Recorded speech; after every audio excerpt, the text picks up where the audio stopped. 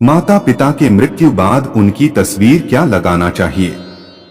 मित्रों, क्या आपने कभी सोचा है कि माता पिता के जाने के बाद हम उनकी तस्वीरें क्यों लगाते हैं? क्या यह सिर्फ एक परंपरा है या इसके पीछे छिपा है कोई दिव्य रहस्य?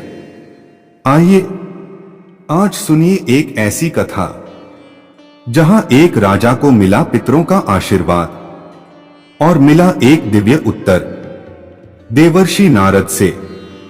बहुत समय पहले की बात है। राजा सुदर्शन नामक एक धर्मपरायण राजा हुआ करता था। उसके राज्य में सुख शांति और धर्म का पालन होता था। पर एक दिन उसके माता पिता वृद्ध होकर स्वर्ग सिधार गए। राजा ने विधिपूर्वक उनका अंतिम संस्कार किया, श्राद्ध किया और मन से उन्हें विदा किया। लेकिन एक प्रश्न ने उसे विचलित कर दिया। क्या माता पिता की आत्मा सदा के लिए चली जाती है? क्या उनका स्मरण करने से वे वापस आते हैं? राजा के इसी शोक और जिज्ञासा को देखकर देवर्षि नारद प्रकट हुए। राजा ने हाथ जोड़कर कहा, मुझे मार्गदर्शन दीजिए। क्या माता पिता की तस्वीर लगाना कोई अर्थ रखता है? नारद मुस्कुराए और बोले, राजन, यह केवल चित्र नहीं, एक स्मृति द्वार है जिसके माध्यम से पितृलोक से तुम्हारे पूर्वजों का आशीर्वाद तुम्हारे घर में बना रहता है। नारद जी ने कहा, जब किसी मनुष्य का देहांत होता है, उसकी आत्मा अपने कर्मों के अनुसार यमलोक, पितृलोक या स्वर्गलोक जाती है, परंतु उसकी स्मृति और उसके द्वारा अर्जित पुण्य उसके परिजनों को प्रभावित करते हैं। उन्होंने आगे बताया कि जो संतान अपने माता पिता की तस्वीर को घर में ससम्मान स्थापित करती है, रोज उनकी स्मृति में जल अर्पित करती है, वह पितृ ऋण से धीरे धीरे मुक्त होने लगती है।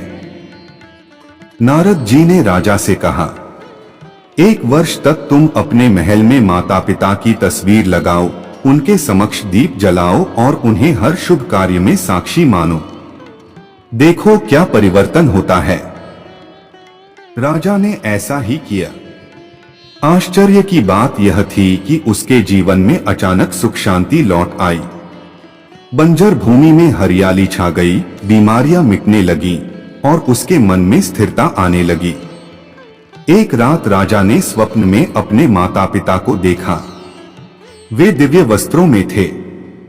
उन्होंने मुस्कुराकर कहा, पुत्र, तूने जो श्रद्धा से हमारा स्मरण किया, उससे हमें पितृलोक में शांति मिली और तुझे पुण्यफल मिलेगा। राजा की आंख खुली, वह भावविभोर हो गया। नारद जी पुनः प्रकट हुए और बोले, हे राजन, जिस घर में पितरों की तस्वीर होती है और उन्हें नित्य स्मरण किया जाता है, वह घर दुख, रोग और कलह से मुक्त रहता है। लेकिन ध्यान रखना, पितरों की तस्वीर ईश्वर की मूर्ति से नीचे होनी चाहिए, क्योंकि हम उन्हें पूजते नहीं बल्कि आदर और कृतज्ञता से याद करते हैं।